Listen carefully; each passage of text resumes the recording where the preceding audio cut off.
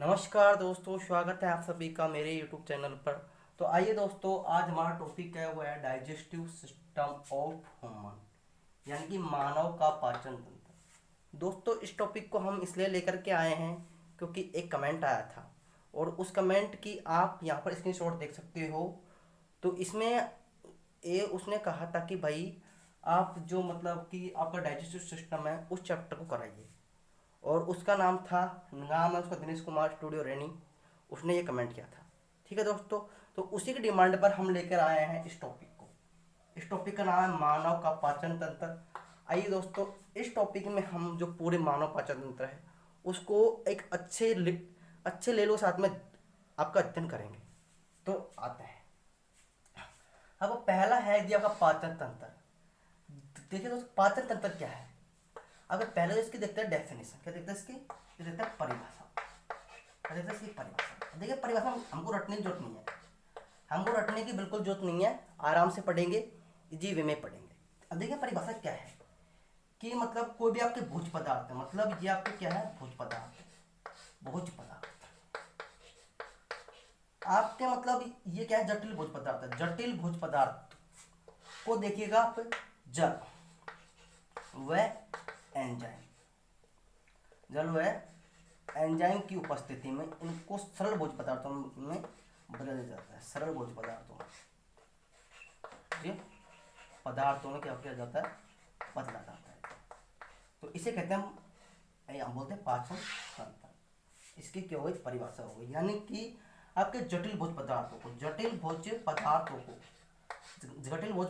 को जल व एंजाइम की उपस्थिति से सरल भोज्य पदार्थों में या अवशोषण योग्य में उसको बना दिया जाता है, उसे कहते हैं पाचन तंत्र। ठीक है गाइस, आगे चलते हैं। आगे क्या है, आगे देखते हैं क्वेश्चन, देखते हैं पाचन तंत्र का निर्माण।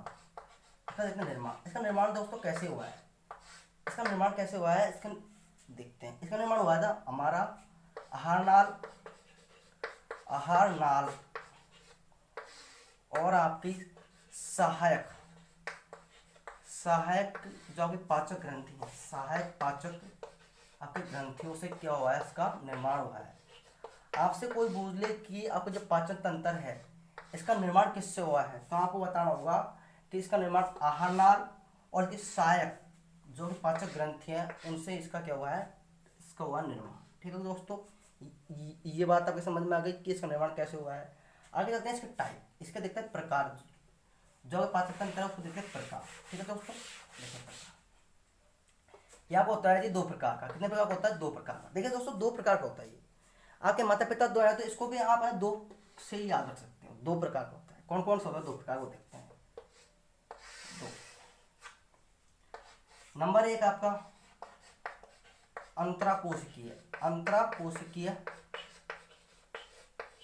आपका पाचन, अंतराकोशिकीय पाचन, और एक होता है आपका बाह्य कोशिकीय पाचन। और बाह्य कोशिकीय पाचन, बाह्य कोशिकीय क्या है, पाचन। ये दो प्रकार के क्या होते हैं दोस्तों, पाचन होते हैं। ए का मतलब होता है ए का मतलब अंदर। ये क्या होता है, कोशिका क्या होता है दोस्तों, अंदर होता है। ये कोशिका क्या होता है, अंदर। और ये आपका कहाँ होता है, कोशिका क्या होता है जी, बाहर। ये कोशिका का कहाँ होता है, बाहर होता है। ये जो आपकी है ये आपकी सरल प्रकार की क्या है, प्रक्रिया है। सरल प्रकार की प्रक्रिया है, लेकिन क्या आपकी कैसे, जटिल प्रकार की प्रक्रिया है, जटिल है, जटिल प्रकार की प्रक्रिया है। अब इसके देखते हैं उदाहरण। इसके एग्जाम्पल क्या है दोस्तों, इसके एग्जाम्पल मतलब इसमें कौन कौन से वो आते हैं, तो देखते हैं। पहला आपका प्रोटोजोआ। क्या है दोस्तों, प्रोटोजोआ, इसका क्या है, उदाहरण है प्रोटोजोआ। नंबर दो है आपका भाई साहब, आपका है पोरीफेरा। और नंबर तीन आपका सीलेंट्रेटा।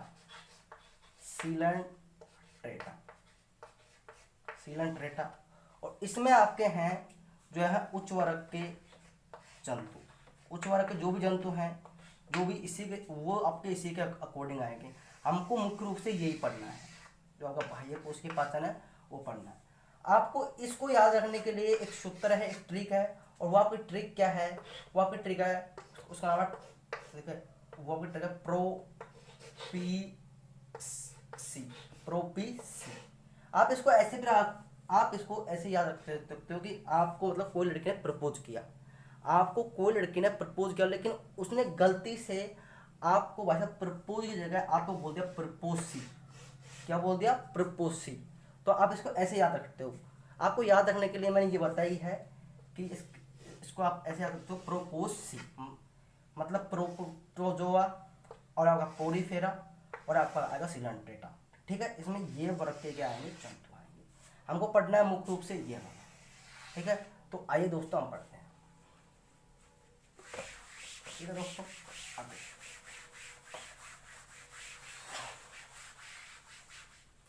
अब पढ़ते हैं हम आहार नाल। आहार नाल जो पाचन है वो आहार नाल से स्टार्ट होता है, ये मैंने बता दिया। तो हम आहार नाल से शुरू करते हैं। आहार नाल। ठीक है दोस्तों, आहार नाल से हम इसकी स्टार्टिंग करते हैं। अब देखिए दोस्तों, इसे बोलते हैं हम एलिमेंट्री केनाल। एलिमेंट्री होती है आपकी केनाल, एलिमेंट्री केनाल बोलते हैं इसको इंग्लिश में। ठीक है दोस्तों, अब देखिए इसकी लंबाई, देखते हैं दोस्तों लंबाई। इसकी लंबाई होती है आपकी जीवित अवस्था में, जीवित अवस्था होती है ना, तो इसकी लंबाई होती है आपकी 4 से 5 मीटर। कितनी होती है? 4 से 5 मीटर इसकी क्या होती है?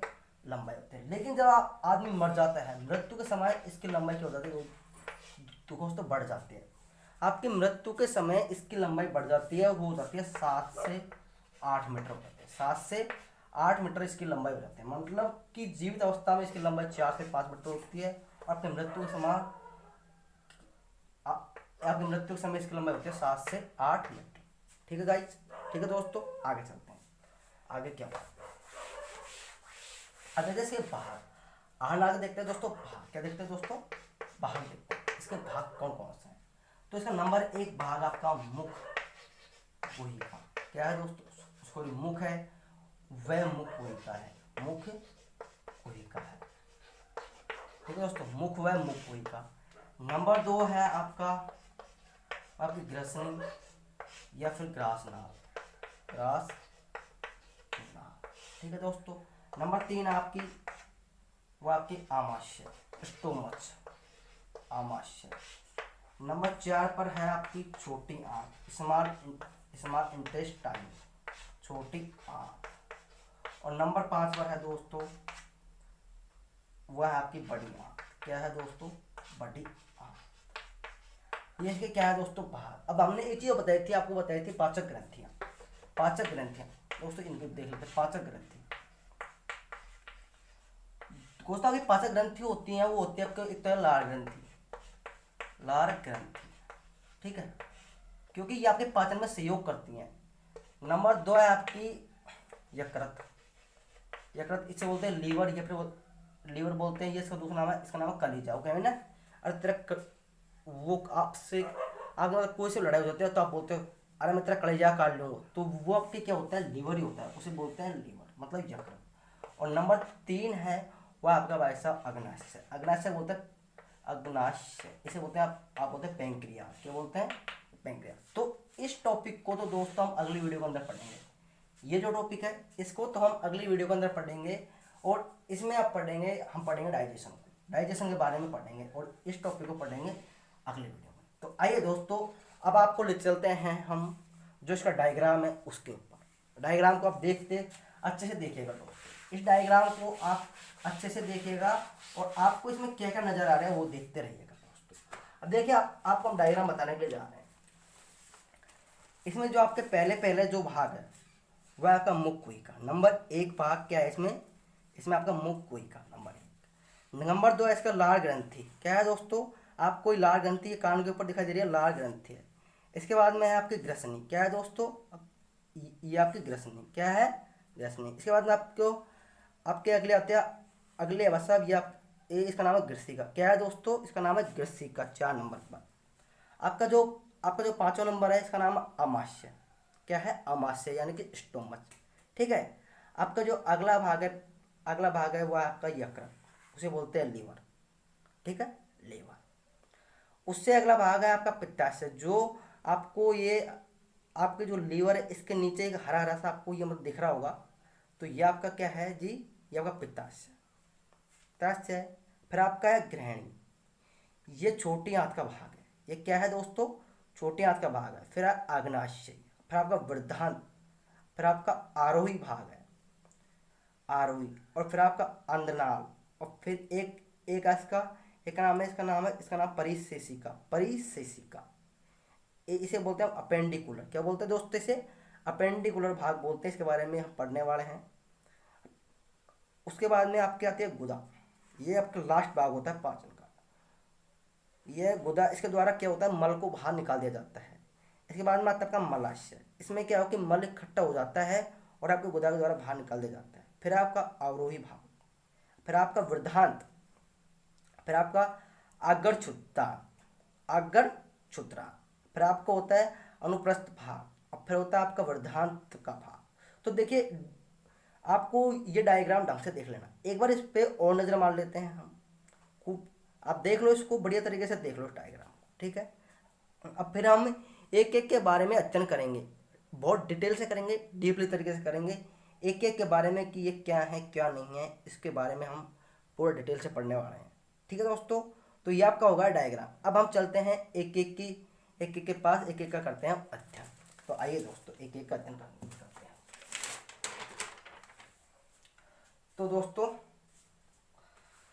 एक एक का करते हैं हम अध्ययन। अब पढ़ते हैं हम मुख। क्या पढ़ते हैं दोस्तों? मुख पढ़ते हैं।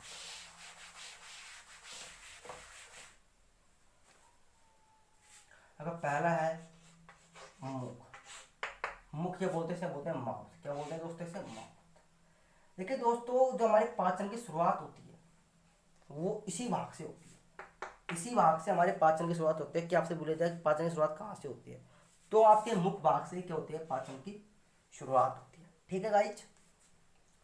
अब देखिए दोस्तों, ये मुख क्या है कि दो ओष्ठों से घिरा होता है। ये दो आपको दिख रहे हैं, ये ओष्ठ, इनसे ये क्या होता है? घिरा हुआ होता है। और ये आपका जो मुख है, ये आगे जाकर खुलता है आपका मुख कोहिका। मुख कोहिका में खुलता है। कहने का मतलब इसे बोलते हैं हम बोलते हैं बकल कैविटी। इसमें ये जाकर के क्या होता है? खुल जाता है, ठीक है, खुल जाता है। तो इस भाग में क्या होती है? आपके होते हैं दांत होते हैं, और आपके होते हैं इसमें जीभ, ठीक है। दांत और जीभ होते हैं, आपके दांत और जीभ होते हैं। अब हम इसको एक एक को पढ़ेंगे, ठीक है। और जो आप देखिएगा कि आपका जो मुख है, इसमें क्या होता है कि जो आपका भोजन होता है, वो होता है आपका क्षारीय माध्यम। कौन से माध्यम होता है? क्षारीय माध्यम। क्षारीय माध्यम में आपका इसमें भोजन होता है। और इसमें क्या होता है कि दांतों की सहायता से आपका जो आपका भोजन होता है, जो भी आप खाते हो, कोई भी कुछ एनीवन जो भी आपने खाया है, उसका यहाँ पर जटिल से आपको सरल में इसको चयन कर दिया जाता है। दांतों की सहायता से तोड़ करके जटिल से आपको सरल में चयन कर दिया जाता है, ठीक है गाइस। यहाँ तक की बात क्लियर हो गई। अब देखते हैं हम एक एक के बारे में। आप पढ़ते हैं, शुरुआत में पढ़ते हैं दांत। क्या पढ़ते हैं गाइस? दांत। देखिएगा दांत, इसे बोलते हैं टीथ, THEATH, इसे बोलते हैं टीथ, ठीक है। ये होता है आपके दांत, ठीक है, दांत। अब सबसे पहले तो ये देखते हैं कि हम दांत के अध्ययन को क्या कहते हैं। दांत के अध्ययन कहते हैं हम ओडोंटोलॉजी। क्या है दोस्तों? ओडोंटोलॉजी क्या कहते हैं? दांत के अध्ययन को कहते हैं ओडोंटोलॉजी। आपका लॉजी का अर्थ होता है दोस्तों अध्ययन करना। क्या होता है दोस्तों? लॉजी का अर्थ है अध्ययन करना, अध्ययन करना। और जो आपका दांत का जो डॉक्टर होता है, क्या होता है? डॉक्टर, उसे कहते हैं डेंटिस्ट। क्या बोलते हैं? डेंटिस्ट बोलते हैं। जो आपका दांत है उसका डॉक्टर को बोलते हैं डेंटिस्ट। क्या बोलते हैं दोस्तों? डेंटिस्ट बोलते हैं। आगे चलते हैं, ठीक है। आपके जो दांत है, आपके जो दांत है, उसके बाहरी आवरण जो आपका आवरण होता है, कठोर आवरण, उसे बोलते हैं इनेमल। वो दोस्तों आपका किसका बना होता है? लेमन का बना होता है, इनेमल। यानी कि यह बना होता है कैल्शियम फॉस्फेट का, यानी कि कैल्शियम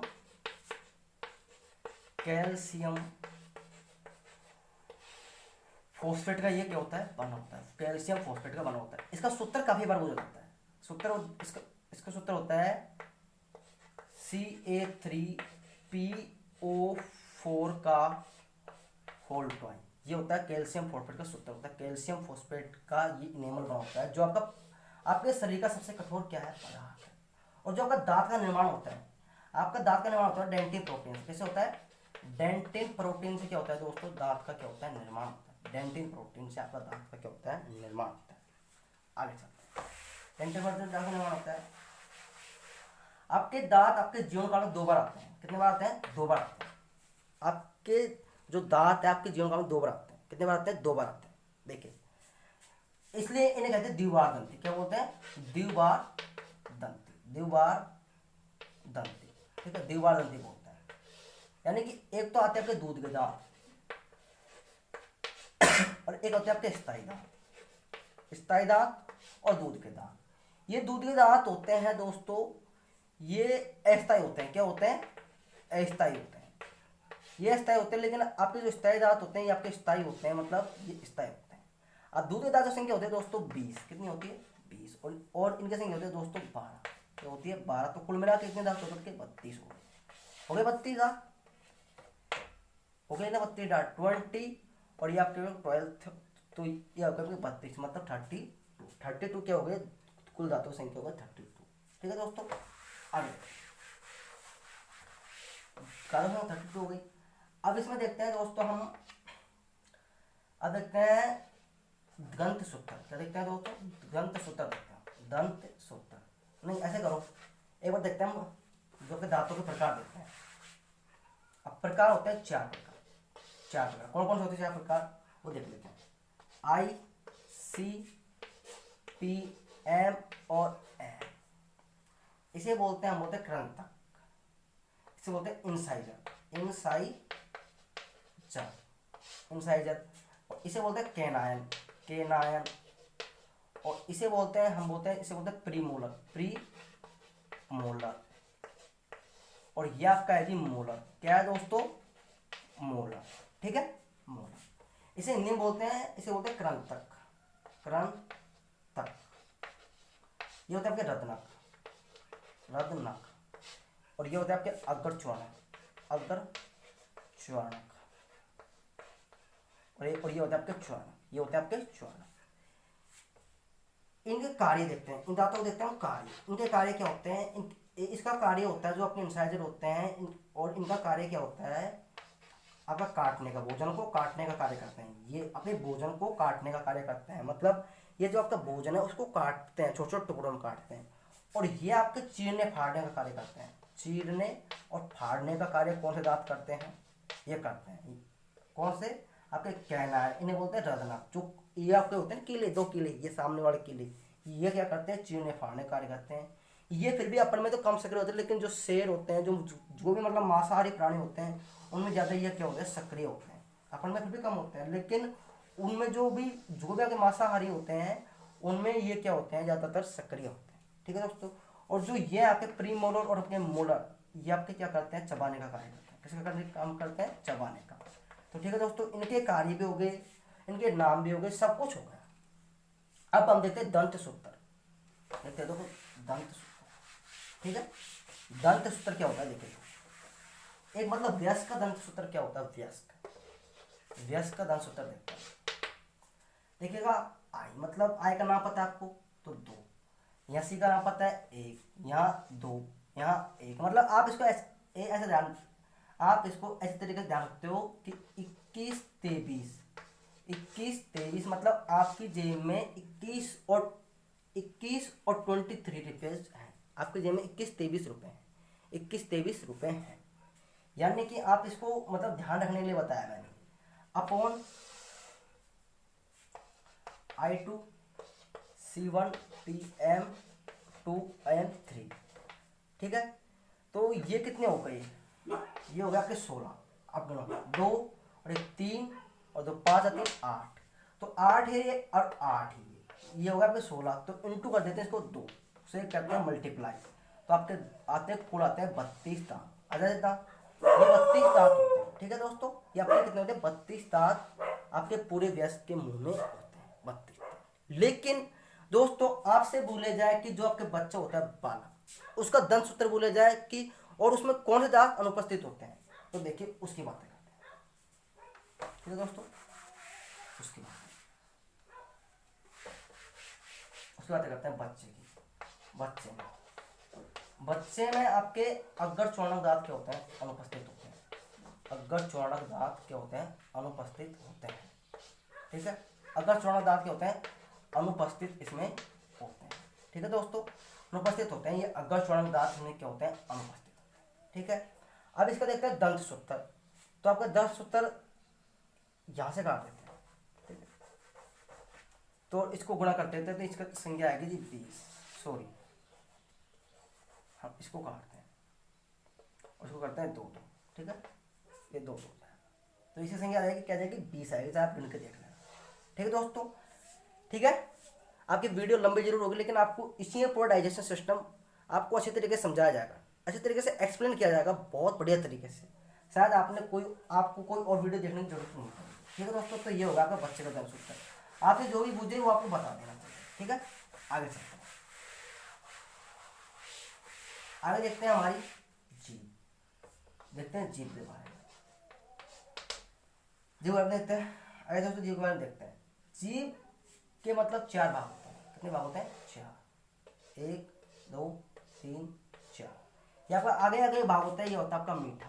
कैसे होता है दोस्तों? मीठा होता है। ये होता है आपका जी नमकीन, नमकीन। ये होता है आपका, ये होता है आपका भाई साहब खट्टा। क्या होता है? खट्टा। और ये होता है आपका कड़वा। ये और ये जीभ पे क्या होती है? स्वाद कलिकाएं। क्या होती है दोस्तों? स्वाद कलिकाएं जो होती है, जो हमें क्या कराती है? स्वाद का अनुभव कराती है। यानी कि जो भी हम चीज़ खाते हैं, खट्टी मीठी कैसी चीज़ खाते हैं, तो उसका अनुभव हमें किसके द्वारा होता है? तो स्वाद कलिकाओं द्वारा होता है। ये बात आप ध्यान रखना है। यानी कि स्वाद कलिकाएं पे क्या होते हैं? उपस्थित होते हैं। जीभ के कितने भाग होते हैं? 4 भाग होते हैं। आपका जो कड़वा, खट्टा, नमकीन और मीठा, ये भाग होते हैं जीभ के। It is clear guys? सारा शायद क्लियर है। आगे चलते हैं। जीभ में क्या होती है? लार होती है, लार होती है। लार का कार्य क्या है दोस्तों? लार का कार्य है भोजन को लसलसा बनाना। भोजन को क्या बनाना? लसलसा बनाना, लसलसा बनाना। और फिर इससे क्या है कि भोजन जो आपका लसलसा हो जाएगा, मतलब एक लुगदी के समान हो जाएगा। लुगदी के समान जब भोजन हो जाएगा, लसलसा हो जाएगा, तो दोस्तों वो क्या होगा? भोजन आगे चल जाएगा, ठीक है, आगे चल जाएगा। और आपका दूसरा कार्य है, मतलब आपके शरीर के ताप नियमन। इसके शरीर के जो ताप नियमन है ना, ताप नियमन मतलब टेम्परेचर को क्या रखता है? ये नियत रखता है। ताप नियमन में इसका क्या है? कार्य। आगे देखते हैं, जो आपकी लार होती है, लार की जो पीएच मान होती है दोस्तों, वो होती है आपकी 6.5 से लेकर 7.4 तक। इसकी क्या होती है? पीएच मान होती है, पीएच मान होती है इसकी। तो इसकी प्रकृति फिर कैसी होगी? इसकी प्रकृति होगी दोस्तों अम्लीय। कैसी होगी दोस्तों? इसकी प्रकृति होगी अम्लीय, अम्लीय। अब आपको स्टार लगा के एक बार बता रहा हूँ, स्टार लगा के नहीं, जो काफी बार पूछी जाती है, वह आपकी बोनस। क्या है दोस्तों? बोनस। यानी कि आपसे कोई बोले जाए कि जो आपका ये बोलस है, बोलस क्या है? बोलस क्या है? तो आपको इसका उत्तर देना होगा मुंह में पचा हुआ भोजन। किसमें पचा हुआ भोजन? मुंह में पचा हुआ भोजन क्या है? आपका बोलस है। मुंह में पचा हुआ भोजन को हम बोलते हैं बोलस। काफी बार कंपटीशन एग्जाम में यह आया है, और यह पूछा भी है। एक आपका दंत सूत्र इंपॉर्टेंट है, अभी तक जो मैं पढ़ाया है उसमें दंत सूत्र है, और आपका जो लार का पीएच मान है, और आपकी जो लार है, इसमें देखते हैं एंजाइम। इसमें देखते हैं हम एंजाइम। इसमें आपको होता है टाइलिन। क्या होता है दोस्तों? टाइलिन होता है। ये फिर होता है एमिलेज। क्या होता है दोस्तों? एमिलेज क्या होता है इसमें? एंजाइम। एमिलेज होता है या फिर टाइलिन होता है। अब इस लार का देखते हैं कार्य, मतलब लार का फिर क्या कार्य है? ये आपकी स्टार्च का पाचन करती है। किसे पाचन करती है? स्टार्च का पाचन करती है लार। स्टार का पाचन लार के द्वारा ही होता है। ओके गाइस, तो ये आपके हो गए मुख से संबंधित पूरी बातें। मुख से संबंधित जो भी बातें थी वो हमने यहाँ पर पूरी तरीके से पढ़ लिया। आगे देखते हैं, अगली आती है आपकी, वो है, उसका नाम है ग्रसनी। क्या है दोस्तों? ग्रसनी। ग्रसनी यानी कि इसे बोलते हैं फेरिंग्स। क्या बोलते हैं इसे? फेरिंग्स बोलते हैं, ठीक है। इंग्लिश नहीं लिखूंगा मैं, हिंदी लिखूंगा, ठीक है। फेरिंग्स, फेरिंग्स ये क्या होती है दोस्तों? ये आपकी मतलब क्या होती है? ये श्वास नली, श्वास नली और आपकी भोजन नली। श्वास नली और आपकी भोजन नली का मतलब क्रॉस पथ होती है। क्रॉस क्या होती है? पथ होती है। मतलब कहने का मतलब ये है कि ये आपकी जो ग्रसनी है, ये मतलब क्या करती है कि मतलब भोजन को श्वास नली में जाने से रोकती है। मतलब उसका क्या होती है? क्रॉस पथ होती है। ऐसे ऐसे क्रॉस पथ, मतलब ये इधर से इधर आने से इसको रोकती है, ठीक है दोस्तों। तो इसलिए इसको बोलते हैं ट्रैफिक पुलिसमैन के नाम से जान सकते हैं। इसीलिए इसको बोलते हैं ट्रैफिक पुलिसमैन, ट्रैफिक पुलिसमैन, के नाम से इसको हम जानते हैं। तो आपसे बोला जाए कि ट्रैफिक पुलिस नायक नाम से किसे जानते हैं, तो आप जानते हैं ग्रसनी को। किसे जानते हैं दोस्तों? ग्रसनी को जानते हैं। एक होता है आपका यहाँ पर होता है घाटी ढक्कन, घाटी ढक्कन। दोस्तों ये क्या होता है घाटी ढक्कन, इसको देखते हैं। आपका जो घाटी ढक्कन है ये आपका क्या करता है कि श्वास नली और आपकी भोजन नली पर नियंत्रण का कार्य करता है। क्या करता है? श्वास नली और आपके भोजन नली पर नियंत्रण का कार्य कौन करता है? आपका घाटी ढक्कन करता है। एपिग्लोटिस इसे बोलते हैं हम, एपिग्लोटिस बोलते हैं इंग्लिश में बोलते हैं इसको एपिग्लोटिस। ठीक है दोस्तों, एपिग्लोटिस इसे बोलते हैं। आगे चलते हैं, आगे आपकी आएगी ग्रास नाव। क्या आएगी दोस्तों? आगे आपकी आएगी ग्रास नाव, ग्रास नाल आएगी। ठीक है दोस्तों, ग्रास नाल इसे बोलते हैं हम ओगोफेगस बोलते हैं। ठीक है, अब आपके देखिए ग्रास नाल क्या होती है। यह आपकी एक लंबी नली होती है। एक लंबी नली का संरचना होती है, इसकी लंबाई होती है 25 सेंटीमीटर। 25 सेंटीमीटर इसकी क्या होती है? लंबाई होती है। और इसमें क्या है कि भोजन का क्या नहीं होता? पाचन नहीं होता। इसमें भोजन का पाचन बिल्कुल नहीं होता। और इसमें क्या होता है दोस्तों, आपका भोजन पाचन नहीं होता। और ये जो नली है इसमें आपको जो भोजन है उसको मतलब कृमाकुंचन गति के द्वारा, कृमाकुंचन जो गति के द्वारा इसको क्या किया जाता है? आगे की ओर ढकेल दिया जाता है।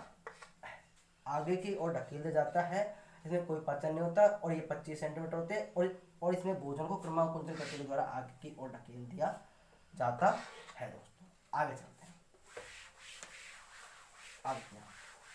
आगे आपकी आमाशय। क्या आएगी दोस्तों? आमाशय। देखिए आमाशय का हम एक बार डायग्राम और देख लेते हैं कि आमाशय का डायग्राम कैसा होता है। तो आप आमाशय का डायग्राम को देख लीजिए अच्छे से। ठीक है दोस्तों, आपके आमाशय का डायग्राम जो आपका फुला हुआ भाग दिख रहा है ये क्या है? आपका आमाशय है। क्या है दोस्तों? ये आमाशय है। अब हम आमाशय का डायग्राम को देखते हुए अच्छे तरीके से देखते हैं, इसके आमाशय की कुछ चर्चा करते हैं। ठीक है दोस्तों, तो आमाशय को हम देखते हैं। ठीक है, एक बार आपको और देखें डायग्राम को। आमाशय अब पढ़ते हैं स्टोमच को। आपने आमाशय का डायग्राम देखा अभी, अब पढ़ते हैं आमाशय। इसे बोलते हैं स्टोमच। ठीक है दोस्तों, इसे बोलते हैं स्टोमच, आमाशय। यह आपका क्या है? देखिएगा आपको डायग्राम में मैंने अभी दिखाया था, मतलब इसकी आकृति कैसी है? जे आकार है। जे आकार तो इसकी आकृति और थैलेनुमा है। थैलेनुमा आकृति का ये होता है। ठीक है दोस्तों, जे आकार और थैलेनुमा आकृति का होता है। आपको उजू वापसी चलते हैं डायग्राम के ऊपर, आप देख लीजिए डायग्राम को अच्छे तरीके से, बढ़िया तरीके से आप इसको देखते रहिएगा। और क्या होता है? ये सबसे चौड़ा भाग होता है। क्या होता है? ये अपने डायग्राम देख लिया, ये सबसे चौड़ा भाग होता है। सबसे चौड़ा भाग यही होता है, सबसे चौड़ा भाग होता है। और इसकी जो लंबाई होती है वो होती है आपकी 30 सेंटीमीटर। क्या होता है दोस्तों? 30 सेंटीमीटर इसकी क्या होती है? आपकी लंबाई होती है। ठीक है दोस्तों, 30 सेंटीमीटर इसकी लंबाई होती है।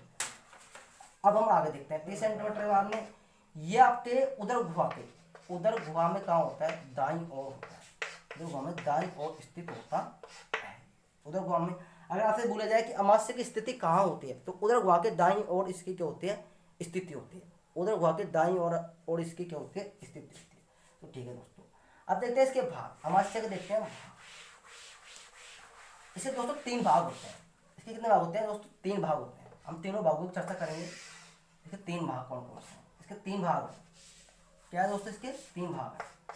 नंबर 1 भाग है आपका, वो है आपका नंबर 1 जो आपका भाग है वो आपका है फंड्रिक नहीं होता। इसका नंबर 1 जो भाग है वो आपको होता है कार्डियक। क्या होता है दोस्तों? कार्डियक। थोड़ी सी मिस्टेक हो जाती है, थोड़ी भूल जाते हैं, इतना लंबा टॉपिक लेके आए हैं तो भूल जाते हैं। कार्डियक होता है। नंबर 2 आपको होता है फंडस। क्या होता है दोस्तों? फंडस होता है। और नंबर 3 जो आपका भाग होता है उसका नाम है पाइलोरिक। इसका क्या है? ये इसके तीनों भाग हैं, कार्डियक, फंडस, पाइलोरिक। यह आमाशय का क्या होता है दोस्तों? यह आमाशय का होता है प्रथम भाग। आमाशय का प्रथम भाग होता है। इसमें श्लेष्मा होता है। श्लेष्मा का इसमें क्या होता है? इस तरह होता है। इसे हिंदी बोलते हैं जठरागम। क्या बोलते हैं दोस्तों? इसे जठरागम बोलते हैं। ये होता है फंडस। यह आपका आमाशय का सबसे बड़ा भाग यही होता है। और ये आमाशय का 80% भाग क्या करता है? पूर्ण करता है। 80% भाग पूर्ण करता है। या आपका पाइलोरिक भाग, इसे बोलते हैं हम जठर निर्गमी भाग, जठर निर्गमी भाग, इसे बोलते हैं जठर निर्गमी भाग दोस्तों। ठीक है दोस्तों, जठर निर्गमी भाग इसे बोलते हैं। ठीक है, अब इसमें देखते हैं दोस्तों, इसमें जठर निर्गमी जो आपका जठर रस है, इस भाग के द्वारा जठर रस का क्या होता है, स्त्रवण होता है। जठर रस के द्वारा आपसे पूछ दिया जाए कि जठर रस का भाग जो स्त्रवण है वो किस भाग के द्वारा होता है, तो आपको होता है कार्डिया भाग, यानी कार्डिया मतलब जठरागम भाग के द्वारा आपके जठर रस का नियंत्रण होता है। इसका पीएच कितना होता है, इसका पीएच होता है दोस्तों 1.5। अब इस जो आपका जठर रस है इसमें होता है आपका HCl, क्या होता है दोस्तों, HCl। अब हम HCl के बारे में बात करेंगे।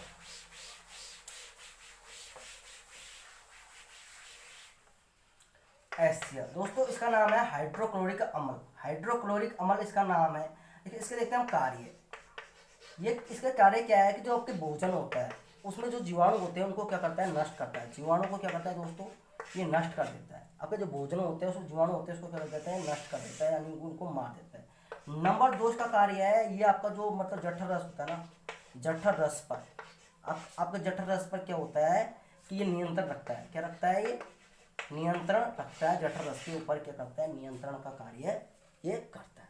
ठीक है गाइस, क्लियर, यहाँ तक शायद आपको समझ में आ रहा है, अच्छे से समझ में चलते आप लोग चलते रहो मेरे साथ में। ठीक है, अब देखिए आपके जठर रस में कुछ क्या होते हैं, एंजाइम होते हैं। जो आपका जठर रस होता है ना उसमें क्या होते हैं, एंजाइम होते हैं। वो एंजाइम को देखते हैं कार्य। इसमें आपका जो आपका जो पहला एंजाइम है वो आपका पेप्सिन, क्या है दोस्तों, पेप्सिन है। अब देखिए दोस्तों, पेप्सिन क्या करता है, ये आपको प्रोटीन को क्या करता है, प्रोटीन होते हैं, प्रोटीन को ये आपका पेप्टाइड बदलता है, किसमें बदलता है, पेप्टाइड में बदल देता है। HCl अम्ल की सहायता से क्या कर देता है, ये आपका पेप्टाइड बदल देता है प्रोटीन को। एक होता है आपका रेनिन, दूसरा आता है रेनिन।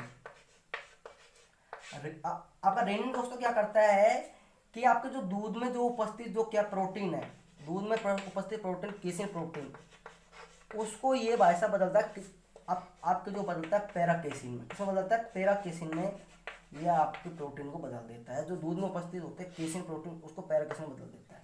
आपसे बोला जाए कि भाई दूध में कौन सा एंजाइम उपस्थित होता है, तो आपको बताना होगा रेनिन। कौन सा होता है दोस्तों, रेनिन होता है।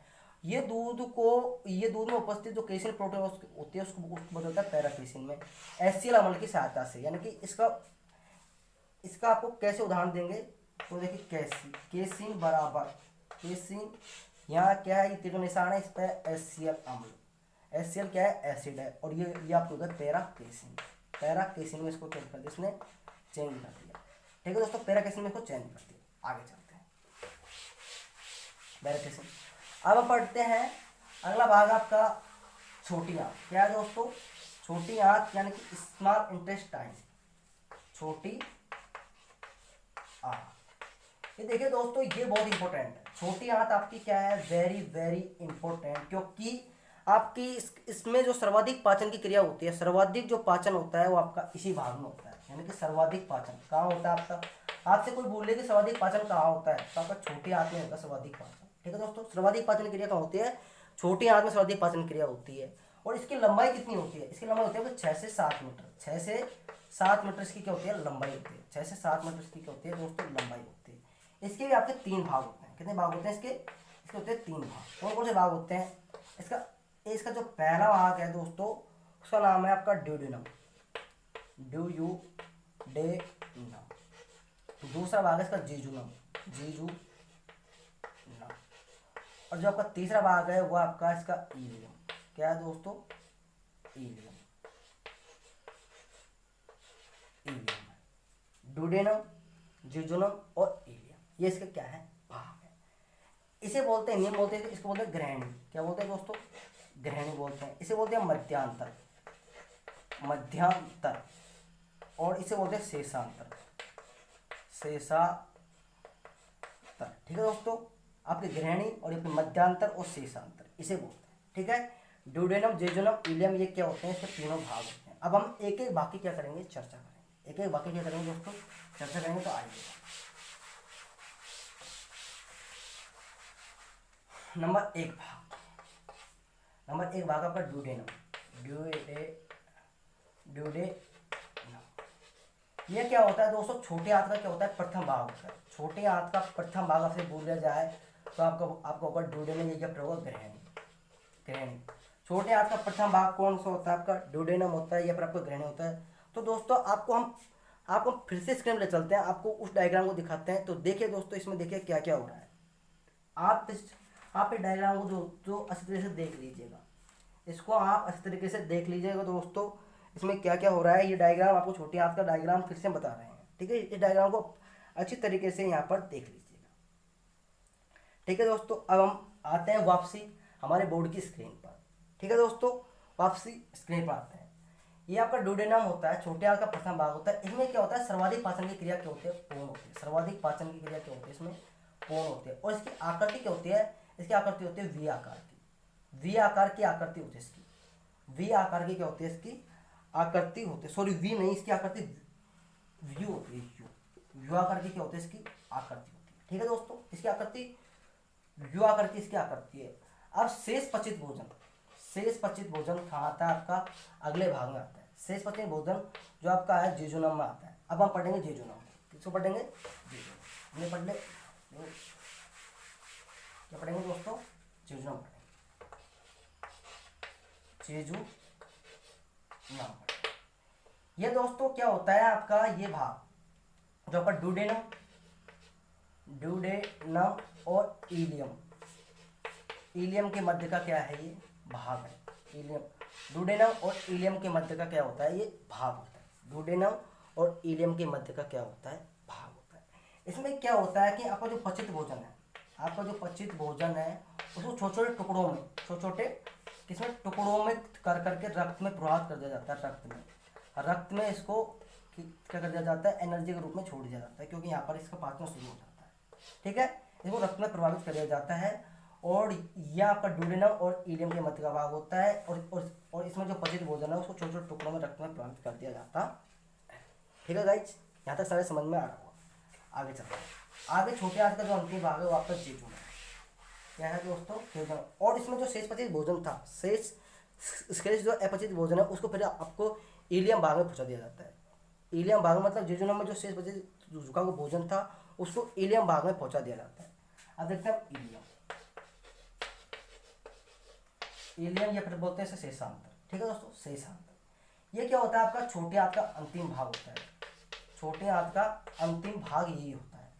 इसमें सर्वाधिक पाचन, इसमें सर्वाधिक अवशोषण क्रिया होती है। सर्वाधिक क्रिया होती है दोस्तों, इसमें अवशोषण की क्रिया सर्वाधिक इसी भाग में होती है। आपके सर्वाधिक अवशोषण क्रिया दोस्तों आपसे बोला था कि सर्वाधिक अवशोषण की क्रिया कौन से भाग में होती है? तो आपके इलियम भाग में होती है। इसमें होती है आपके इलियम भाग में सर्वाधिक अवशोषण की क्या होती है? क्रिया होती है, ठीक है गाइस। आगे चलते हैं। और इसमें शेष पचित भोजन, शेष जो पचित भोजन है वो आपका बड़ी आंत में जाता है, बड़ी आंत में चला जाता है, ठीक है दोस्तों। शेष पचित भोजन कहा जाता है आपका बड़ी आंत में चला जाता है। अब हम पढ़ते हैं बड़ी आंत। अब हम अगला जो टॉपिक है वो हमारा बड़ी आंत,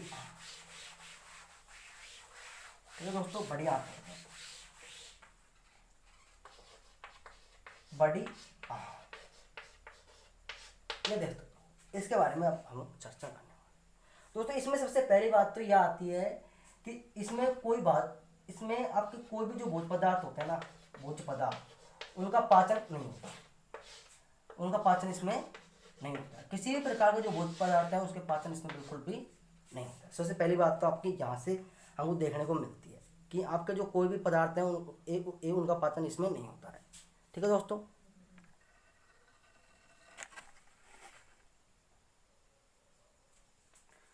ठीक है दोस्तों, ये बड़ी आंत है। इसमें क्या होता है आपका मतलब कि कोई भी भोज्य पदार्थ है उसका क्या नहीं होता? पाचन नहीं होता है, पाचन नहीं होता है। और इसकी जो लंबाई होती है वो होती है आपकी 1.5 से 2 मीटर तक, ठीक है। 2 मीटर तक क्या होती है इसकी लंबाई होती है, ठीक है। तो इसमें क्या होता है? अगर पाचन नहीं होता है तो इसमें होता क्या है? इसमें होता है वैसा आपका भोज, आपका जो जल है, जल का क्या होता है? इसमें अवशोषण होता है। जल का क्या होता है दोस्तों? अवशोषण होता है। अब इसके भी ये जो आपकी जो बड़ी आंत है इसके 3 भाग होते हैं। कितने भाग होते हैं दोस्तों? इसके 3 भाग होते हैं। अब देखिए 3 भाग कौन कौन से हैं। एक आपका जो पहला भाग है वो है आपका सिक्किम। क्या है दोस्तों? सिक्कम है। दूसरा भाग आपका कोलन, क्या है? कोलन है। और जो तीसरा भाग है वो आपका है मलाशय। क्या है दोस्तों? मलाशय है तीसरा भाग, ठीक है। अब हम एक एक को पढ़ेंगे, सिक्किम, कोलन, मलाशय क्या है, ठीक है दोस्तों।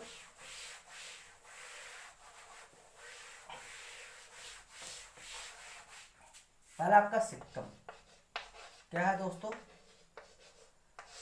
सिक्कम है। ये क्या है, बड़ी आंत का क्या होता है, प्रथम भाग होता है।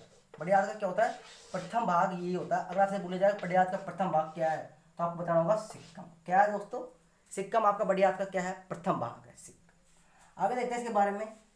जहां पर सिक्कम और इलियम, सिक्कम और इलियम जहां पर जुड़ते हैं, जहां पर सिक्कम और इलियम भाग जहां पर जुड़ते हैं, उस भाग को कहते हैं हम अपेंडिकुलर।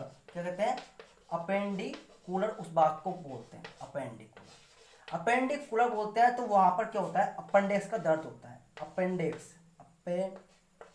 का क्या होता है दोस्तों, वहां दर्द होता है। क्यों होता है अपेंडिक्स का दर्द, इसका कारण क्या है, इसको बताते हैं।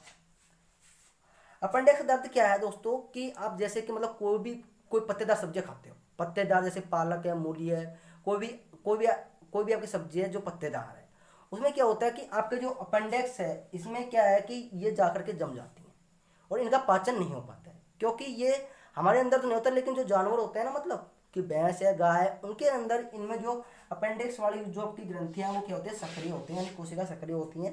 तो उसमें तो उनका पाचन होता है, लेकिन हमारे यहाँ पर पाचन नहीं हो पाता है। तो उसमें हमारे क्या होता है कि अपेंडिक्स का दर्द होता है। किसका दर्द होता है, अपेंडिक्स का क्या होता है, दर्द होता है। तो उसका क्या कहता है डॉक्टर, मतलब अपेंडिक्स की मतलब आपकी गांठ बन जाती है। तो उस गांठ को मतलब डॉक्टर क्या करता है, एक मतलब माइनर ऑपरेशन करके उस गांठ को वो बाहर निकाल देता है। ठीक है दोस्तों, उस गांठ को मतलब वो क्या कर देता है, आपको बाहर निकाल देता है। तो वो आपका अपेंडिक्स का दर्द क्या हो जाता है, ठीक हो जाता है। तो आपको पत्तेदार सब्जियां का मतलब उपयोग मतलब कम करना चाहिए। और फिर आप अगर इनका उपयोग करते हो तो आपको उनको चबा चबा के खाना चाहिए। चबा चबा के मतलब ढंग से उनको चूसना चाहिए। ठीक है दोस्तों, अगला भाग देखते हैं। अगला भाग आपका कोलन। क्या है दोस्तों, कोलन। ये क्या है दोस्तों, बड़ी आंत का सबसे बड़ा भाग है। बड़ी आंत का सबसे बड़ा भाग वो आपका क्या है जी, कोलन है। क्या है, कोलन है बड़ी आंत का सबसे बड़ा भाग। अगर आपसे बोला जाए कि बड़ी आंत का सबसे बड़ा भाग क्या है, तो आपको बताना होगा कोलन। क्या बताना होगा दोस्तों, कोलन बताना होगा, कोलन। ठीक है दोस्तों, कोलन आपको ही बताना होगा इसका भाग। इसमें क्या होता है दोस्तों, को से कोलन और इसमें क्या होता है कि मतलब बैक्टीरिया पाया जाता है। बैक्टीरिया क्या पाया जाता है, बैक्टीरिया पाया जाता है। उस बैक्टीरिया का नाम होता है आपका बैक्टीरिया, या फिर उस पर पाया जाता है सहजीवी पाया जाता है। उसका नाम होता है आपका इकोलाई। तो दोस्तों ईगो करो अलग, और आपका मतलब ये आपका कैसे मतलब होता है कोलाई, मतलब आप इसको ऐसे जान सकते हो कि मतलब मतलब कोलाई, मतलब इसमें आपसे बोला जाता है कि कोलन भाग में कौन सा शरीर जान पाता है, तो इकोलाई। और ये कहाँ पाया जाता है, इकोलाई पाया जाता है अपने बड़ी आंत में पाया जाता है, और कोलन भाग में पाया जाता है। ठीक है दोस्तों, ये काफी बार एग्जाम में पूछा गया है कि इकोलाई जीवाणु कहाँ पाया जाता है, तो बड़ी आंत में पाया जाता है। अगर बड़ी आंत का आपसे भाग पूछा जाए तो आपका भाग होगा कोलन। क्या होगा दोस्तों, कोलन भाग में पाया जाता है।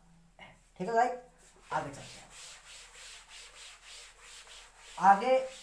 और फिर इसमें क्या होता है कि इस भाग में, कोलन भाग में क्या होता है, मतलब आपके जो मतलब कि कोई पचित भोजन है, पचित भोजन को मल के रूप में इसमें क्या दिया जाता है, मल के रूप में बना दिया जाता है। मतलब इसका कार्य है, मतलब कोलन भाग का कार्य है कि जो आपका पचित जो भोजन है उसको मल के रूप में परिवर्तित कर दिया जाता है। आपके मल के रूप में परिवर्तित कर दिया जाता है कोलन भाग में। और इसमें आपकी विटामिन बी12 का क्या होता है, संश्लेषण होता है। विटामिन बी12 का क्या होता है, संश्लेषण होता है। और शेष अपचित भोजन को, शेष जो आपका भोजन है उसको आपको मलाशय में दिया जाता है। कहाँ दिया जाता है, मलाशय में भेज दिया जाता है। आगे चलते हैं मलाशय। और लास्ट जो आपका डाइजेशन का वो आपका मलाशय है। क्या है दोस्तों, मलाशय। इसे बोलते हैं रेक्टम। क्या बोलते हैं इसे, रेक्टम बोलते हैं। अब देखिए मलाशय भाग में क्या होता है कि इस भाग में जो आपका शेष पचित भोजन है उसमें क्या होता है, दुर्गंध उत्पन्न होती है। क्या होती है, दुर्गंध उत्पन्न होने लगती है। और ये आपका क्या है कि मलाशय क्या है, बड़ी आंत का क्या है, अंतिम भाग। बड़ी आंत का अगर आपसे बोले जाए कि अंतिम भाग कौन सा है, बड़ी आंत का अंतिम भाग कौन सा है, तो आपका होगा जी मलाशय। क्या होगा, मलाशय। तो इसमें क्या होता है कि ये आपका जो दुर्गंध होने लगते हैं, तो इसमें क्या होता है, मल आपका मल बन जाता है। मल यहाँ पर 2 या 3 घंटे यहाँ पर ठहरता है। और ठहरने के बाद में क्या होता है कि वो मतलब क्रमाकुंचन गति के द्वारा क्या होता है, वो आगे की और मतलब कि एनस के द्वारा एनस मतलब आपके होते गुदा के द्वारा उसको बाहर निकाल दिया जाता है मल के रूप में। किसके रूप में? मल के रूप में उसको बाहर निकाल दिया जाता है। यहाँ पर जब भोजन 2 या 3 घंटे से मतलब ठहरता है और उसको क्रमाकुचन गति के द्वारा एनस एनस मतलब गुदा के द्वारा उसको बाहर मल के रूप में त्याग दिया जाता है। तो इस क्रिया को हम बोलते हैं उत्सर्जन।